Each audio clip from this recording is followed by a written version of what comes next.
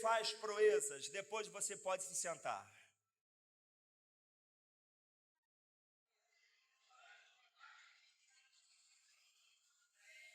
Eu quero mais 2 copos d'água, por favor, please.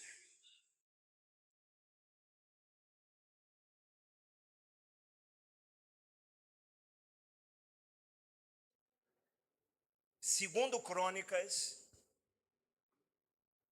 capítulo 17, da nossa jornada bíblica de hoje. Nós leremos do verso 1 até o verso de número 6. Enquanto você procura, estarei orando. Deus, consagramos esse momento agora da leitura da Tua Palavra. Perdoe os nossos pecados, purifica-nos com Teu sangue, pois reservamos esse momento para a pregação genuína da Tua Palavra. Por isso, se tem algo perturbando a nossa mente, atordoando os nossos pensamentos, que caia por terra agora. Esse ambiente é um ambiente exclusivo da manifestação do Espírito Santo de Deus e só a Ele damos liberdade. Em o nome de Jesus, e que você diga amém. Então vamos lá. Segundo Crônicas 17. Em lugar de Asa, reinou seu filho Josafá, que se fortificou contra Israel. Ele pôs tropas em todas as cidades fortificadas de Judá e estabeleceu guarnições na terra de Judá e nas cidades de Efraim, que Asa, seu pai, havia conquistado. O Senhor esteve com Josafá, porque ele andou nos primeiros caminhos de Davi, seu pai, e não buscou os Baalins. Pelo contrário, buscou o Deus de seu pai e andou nos seus mandamentos e não segundo as obras de Israel. O Senhor confirmou o reino nas suas mãos e todo Judá deu presentes a Josafá, de modo que ele teve riquezas e glória em abundância. O coração dele se tornou ousado em seguir os caminhos do Senhor e ainda tirou os lugares altos e os postes da deusa Aserá que havia em Judá. Somente até aqui, já essa leitura já dá entendimento do que nós vamos falar hoje e o que o Espírito Santo nos reservou. Então, antes de falar propriamente desse capítulo 17, você que vem acompanhando a jornada de leitura bíblica, nós sabemos que no capítulo 15 aconteceu um grande avivamento no reinado do pai de Josafá, o rei Asa. E nesse avivamento, Asa, ele realizou muitas reformas religiosas. Consolidou o povo na presença de Deus, isso é, fez com que o povo fizesse uma aliança com Deus de fato e de verdade, não somente de boca, mas o próprio Espírito Santo veio sobre Azarias, ao rei Asa e a todo o povo e profetizou. E ele disse, lá no capítulo 15, o Senhor está com vocês, enquanto vocês estão com ele. Se o buscarem, ele se deixará achar, mas se os deixarem, ele também os deixará. Azarias, através do Espírito Santo de Deus, profetizou mais. E ele disse, sejam fortes, não deixem que as suas mãos desfaleçam. Porque assim como na vida de Josafá, Asa também, o seu pai, teve uma grande missão de levar o povo também a adorar a Deus, em espírito e em verdade.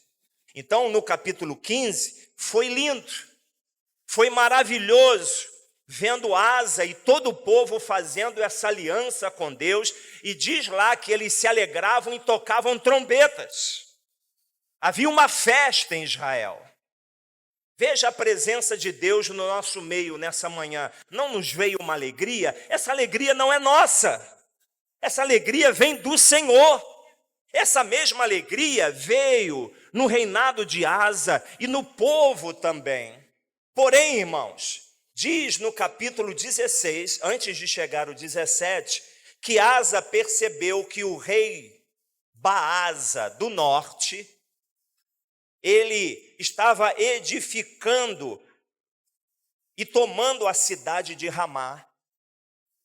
E diz as Escrituras que por medo, Asa, ao invés de confiar no Senhor, Asa fez uma aliança com o rei da Síria.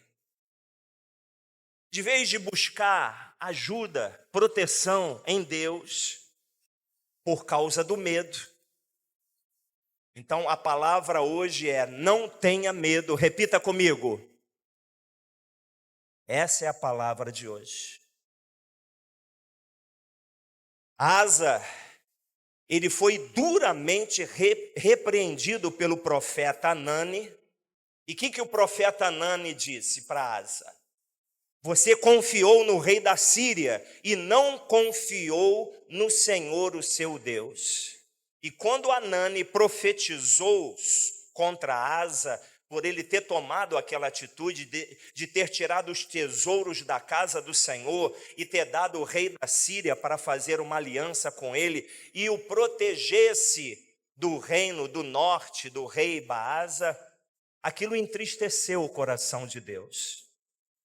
E olhe para mim aqui, todas as vezes que nós, ao invés de buscarmos a ajuda do Senhor, nós tentamos resolver as nossas circunstâncias da nossa forma e do nosso jeito, isso não agrada a Deus. Não é porque algo ruim está te cercando, é que Deus vai te entregar na mão do adversário. O medo, amados, é um sentimento que todo ser humano tem. Mas quando o medo controla o nosso coração, isso começa a interromper a nossa comunhão com Deus.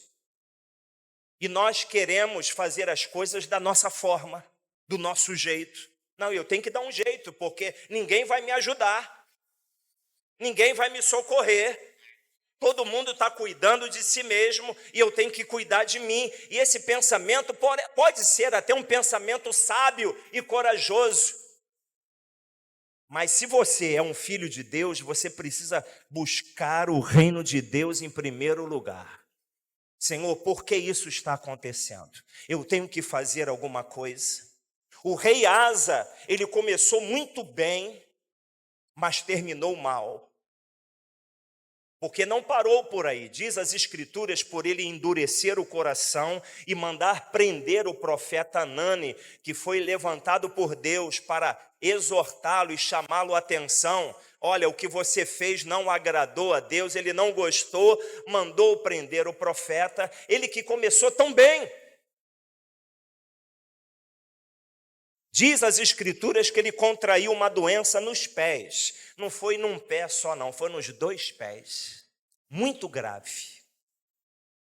Nessa doença, mais uma vez, Asa, ele não recorreu a Deus, mas ele confiou somente nos médicos. E diz as Escrituras que ele morreu dessa doença, por endurecer o seu coração para com Deus. Tem alguma coisa errada em confiar nos médicos? Não, mas não deixe de orar. Não deixe de pedir ajuda a Deus. Não deixe de repreender qualquer enfermidade que venha sobre a sua vida através do nome poderoso de Jesus. Jesus cura até hoje, amém, irmãos? Ele cura. Deus fica triste quando nós queremos dar o nosso jeito, queremos fazer a coisa da nossa forma. Isso entristece a Deus. Parece que Deus perde o controle da nossa vida. Isso aparenta de que Deus não guarda a nossa vida, que Deus está agindo de forma relapsa. Deus não está vendo que você está sofrendo, não está vendo que você está chorando, não está vendo que você está passando por alguma necessidade, e aí você começa a dar um jeito. Agora, com o rei Josafá, a sua caminhada também foi ameaçada pelo medo. Vejam, o mesmo medo que atacou o seu pai, o medo também atacou o rei Josafá, porque uma multidão, não nesse capítulo, mas no capítulo 20, se eu não me engano, projeta para mim, João, capítulo 20, verso 3. Uma grande multidão veio contra ele. Olha só o que diz o verso 3 do capítulo 20. Então Josafá, o que ele teve? Aí. Mas, o que ele fez? E decidiu buscar o Senhor e proclamou um jejum em toda Judá. Ele já fez diferente do seu pai.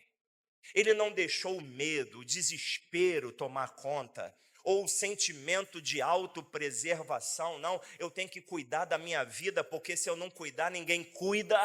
Parece até que Deus não cuida de mim.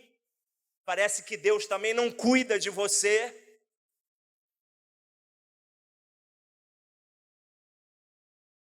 Então, a diferença do rei Asa, que colocou a sua confiança no rei da Síria e nos médicos, Josafá, ele toma uma atitude e uma decisão. Ele decidiu buscar o Senhor e buscou como? Em jejum, em oração. Tem alguma coisa tirando a sua paz? Tem alguma circunstância perturbando você? A pergunta é: você já jejuou? Você já orou? Porque orar não é somente falar com Deus. Deus já falou alguma coisa com você? Você conseguiu ter sensibilidade para ouvir Deus falar e te aconselhar?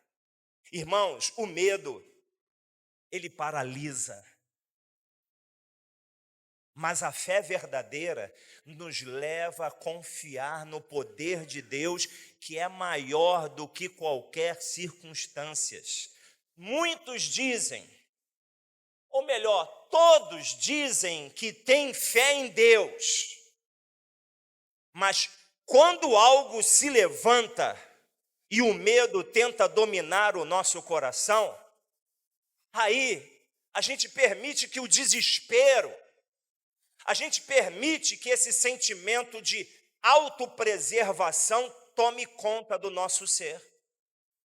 E aí a gente começa a dar aquele jeitinho, um jeitinho ali, um jeitinho aqui. Os dois reis, Asa e Josafá, tiveram medo, mas Josafá fez diferente. Ele decidiu buscar o Senhor e proclamou um jejum. Ele proclamou um jejum. Vamos jejuar, vamos orar. Vamos saber o que Deus vai fazer. Se nós temos que fazer alguma coisa, Ele vai nos orientar. Esse é o significado de você orar. O significado da oração ganha sentido quando você usa a sua oração para ter relacionamento com Deus. A oração tem que ter esse relacionamento, esse retorno também, não só nosso para com Deus, mas dele também para conosco. E daqui vem um aviso, irmãos. Em nossas reuniões de oração, já tem mais um mês que nós estamos orando. O Espírito Santo nos avisou também para levantar um jejum. Um jejum. E um jejum de 7 dias. E vai começar na segunda-feira que vem, até o dia 21, onde vamos realizar a cantata. Eu perguntei, Senhor, nós vamos fazer um jejum de 21 dias? Ele, não. De 40 dias, não. De 3 dias, não. De 7 dias, ele falou, sim. Aviso o meu povo para jejuar durante 7 dias. E nós sabemos a forma ao qual jejuamos aqui. É deixar o celular de lado. É deixar a internet de lado. É deixar a televisão de lado. É aproveitar esses momentos que vão surgir, porque o celular, a televisão e muitas outras coisas ocupam o nosso tempo, e nós vamos ter tempo para abrir a palavra, vamos ter tempo para orar, vamos ter tempo para ler um livro. Quanto tempo você não lê um livro? Pega um livro da tua estante lá, está até com plástico lá, pega aquele que está com plástico, você nem abriu ainda, pega ele e começa a ler. O tempo vai aparecer, e esse tempo tem que ser um tempo de relacionamento com Deus. E por quê? Porque, irmãos, já tem mais de um mês, o Senhor nos avisou e nos deu um recado muito importante. Mas, quando o medo vem e domina o nosso coração, aí, irmãos, que o pecado entra. E como é que o pecado entra? Ele atrapalha a nossa comunhão com Deus, ele atrapalha o nosso exercício de fé. O medo pode nos fazer reagir a perigos reais e a perigos irreais. O medo, às vezes, nos faz nos preocupar com coisas que nem aconteceram ainda. São coisas que começam a perturbar os nossos pensamentos e a gente fica, deixa o desespero. Não vai me dominar. Eu confio no meu Deus. Eu tenho um relacionamento com Deus. Eu vou exercer fé, eu vou para o joelho, eu vou jejuar, eu vou saber o que Deus tem para falar nessa situação. É dessa forma que temos que agir. Porque, irmãos, o medo produz uma ilusão de algo que Deus não está falando. O medo habilita o falso profeta. O falso profeta começa a usar as escrituras e confundir o nosso coração. Não é só porque algo está na Bíblia é que vem da vontade soberana de Deus. Porque o falso profeta, ele pega as escrituras e distorce, como os amigos de Jó fizeram com ele. E diziam a todo momento, você está passando por isso porque você está em pecado.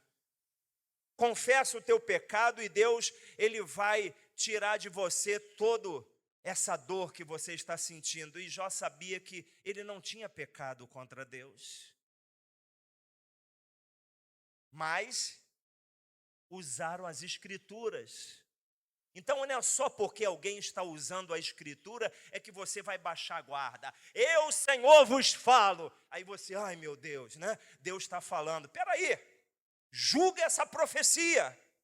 Coloca diante de Deus. Eu vi você, né, casando esse ano, mas o ano está terminando agora, não, mas Deus está falando, está duvidando de Deus? É umas coisas assim, umas profetadas que você tem que parar, porque, irmãos, nós não podemos negar a profecia, mas temos que agir como adultos espirituais, julgar a profecia, não o profeta. A asa partiu para prender o profeta, não se prende profeta. E os falsos profetas, não precisa nem denunciar eles, porque terrível coisa é cair nas mãos do Deus vivo. Ficou um silêncio aqui nessa manhã, irmãos. Não é para ter medo. O medo, irmãos, habilita essas falsas profecias. O rei Asa, ele fez uma aliança com a Síria, porque o medo não permitiu que ele colocasse a sua fé e a sua confiança em Deus somente. Eu gosto de um versículo em 1 João capítulo 4, que está na versão linguagem de hoje, que diz lá: o perfeito amor lança fora o medo, mas quem tem medo traz para si próprio o castigo. Vejam, esse ter medo é ser dominado, é cair no desespero, é cair numa inquietação, é cair numa atitude de autopreservação. Eu tenho que não, você não tem que fazer nada. Você tem que perguntar a Deus: Deus, eu tenho que fazer alguma coisa? Se Ele falar, faça, faz o que Ele está mandando você fazer. Não ter medo, ou melhor, é verdade, não ter medo é confiar em Deus. Alguém que confia em Deus é porque ele já lançou fora o medo. E preste atenção, confiar em Deus é exercer o fruto do Espírito Santo. É o que nós vamos profetizar nessa cantata. O fruto do Espírito Santo é amor, alegria, paz, longanimidade, bondade, fidelidade, mansidão e domínio próprio. Uma pessoa que não tem medo, ela exerce o fruto do Espírito. Quando Josafá teve medo, ele decidiu buscar o Senhor e Deus respondeu a ele. Coloca aí, João, capítulo 20 de 2 Crônicas, do 14 ao 17. Vamos ver o que Deus respondeu a ele. Então, no meio da congregação, o Espírito do Senhor veio sobre Jaaziel, o filho de Zacarias, filho de Benaia, filho de Jeiel, filho de Matanias, levita, dos filhos de Asaf.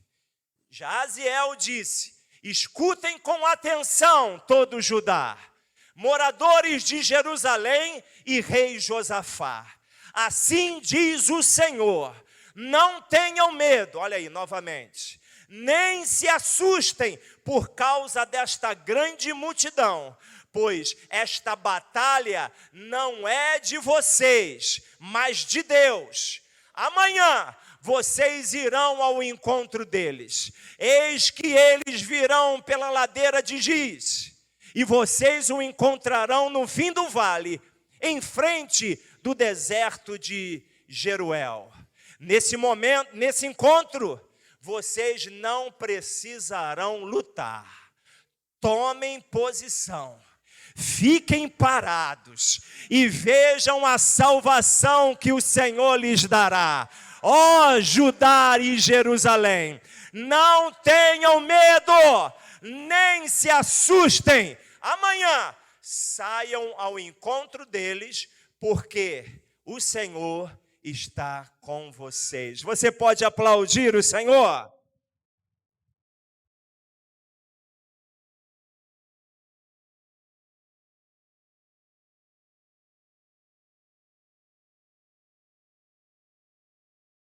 Que loucura!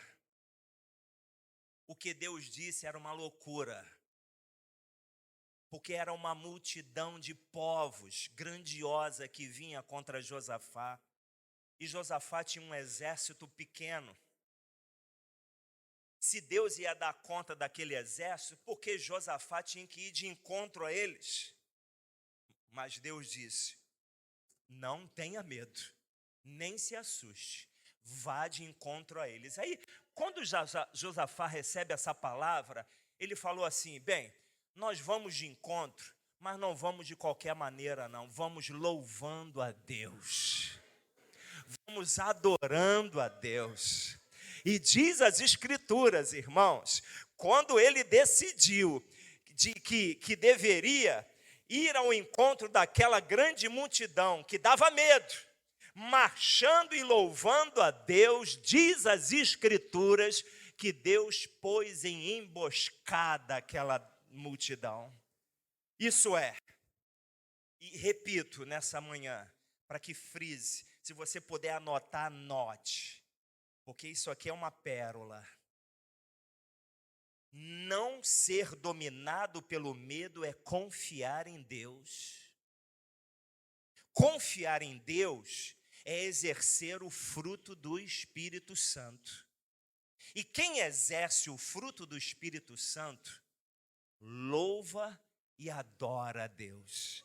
Porque ninguém consegue adorar a Deus se não for em espírito e em verdade. Tem que estar no espírito para adorar a Deus. E eles saíram naquela marcha triunfal. Essa frase será proferida no Natal. Jesus nasceu e veio ao mundo para nos livrar da ira vindoura de Deus. Porém, essa ira vindoura virá contra os desobedientes e incrédulos. Então, repito, não basta dizer que tem fé em Jesus.